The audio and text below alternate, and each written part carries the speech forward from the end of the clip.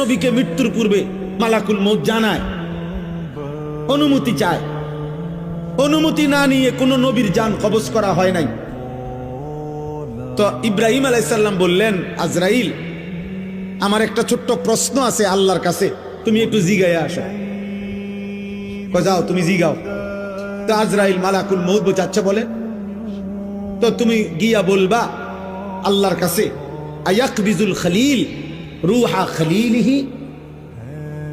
আল্লাহকে জিজ্ঞাসা করবা গিয়া যে ইব্রাহিম জানতে চাইছে কোন বন্ধু কি বন্ধুর জান কবজ করে? বন্ধু বুঝি বন্ধুরে মাইরা লাগে? আমি না আপনার বন্ধু? ইব্রাহিম আলাইহিস সালাম কার বন্ধু? কথা বলে না, আল্লাহর বন্ধু কিনা? তো ইব্রাহিম আলাইহিস সালাম বলতেছে, যাও গিয়া জিগাও কি বন্ধু এটা? বন্ধু বন্ধুরে মারতে কয়? বন্ধু বুঝি বন্ধুর জান কবজ করে? সুবহানাল্লাহ। আল্লাহ তাআলা তখন বললেন,